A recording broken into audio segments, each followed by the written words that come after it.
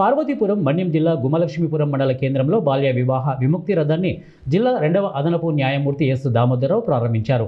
న్యాయమూర్తి మాట్లాడుతూ బాల్య వివాహ రహిత సమాజ నిర్మాణానికి ప్రతి ఒక్కరూ కృషి చేయాలని అన్నారు.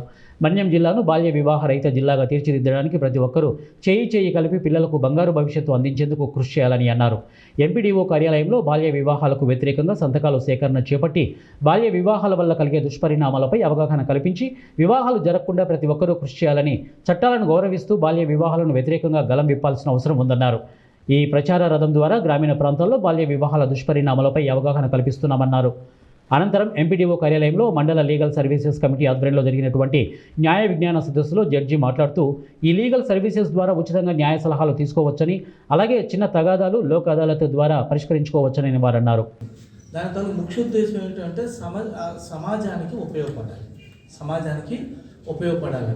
ఆదిమ మానవుడిగా ఉన్నటువంటి మానవుడు తను ఇష్టానుసారం ఎలాగా కావాలంటే అలాగా బ్రతికే అవకాశం అనేది ఉండేది. అయితే మానవుడు సామూహిక జీవితం గడిపేటప్పుడు ఒక వ్యక్తికి ఇంకో వ్యక్తికి మధ్య తగాదా ఏర్పడినప్పుడు ఆ సమస్యను పరిష్కరించే యంత్రాంగం అనేది కావాలి. అయితే క్రిమినల్ సైడ్ అయితే పోలీసు వారు ఉంటారు, సివిల్ సైడ్ అయితే కోర్టుకు వస్తుంది, క్రిమినల్ సైడ్ కూడా కోర్టుకు వస్తుంది. ఈ న్యాయశాస్త్రం మనకి 300 పైబడిన శాస్త్రంలో న్యాయశాస్త్రం ఒక శాస్త్రం. ఆ న్యాయశాస్త్రం మనకి రాజ్యాంగానికి లోబడి న్యాయశాస్త్రం రకరకాల చట్టాలను తయారు చేస్తారు. ఆ చట్టాలు మన దేశంలో సుమారు 15,000 పైబడిన చట్టాలు ఉన్నాయి. 3,000 వరకు చట్టాలు బ్రిటిష్ కాలం ముందుకు తీసేస్తే సుమారు 12,000 వరకు చట్టాలు అమల్లో ఉన్నాయి. ఆ చట్టాల పట్ల అవగాహన లేకపోవడం వల్ల మనం ఏది చేయడం వల్ల తప్పు అవుతుంది, ఏది ఒప్పుతుంది, మనం ఎలా ప్రవర్తించాలి, మన తన హక్కులు ఏమిటి, ఇవన్నీ తెలుసుకోలేని పరిస్థితుల్లో మనకి సమస్యలు అనేవి వస్తున్నాయి. అయితే భూమి వివాదాలకు సంబంధించి రకరకాల చట్టాలు ఉన్నాయి.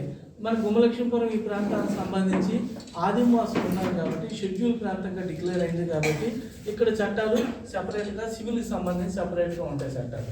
క్రిమినల్ సంబంధించి షెడ్యూల్ ప్రాంతమైన మామూలు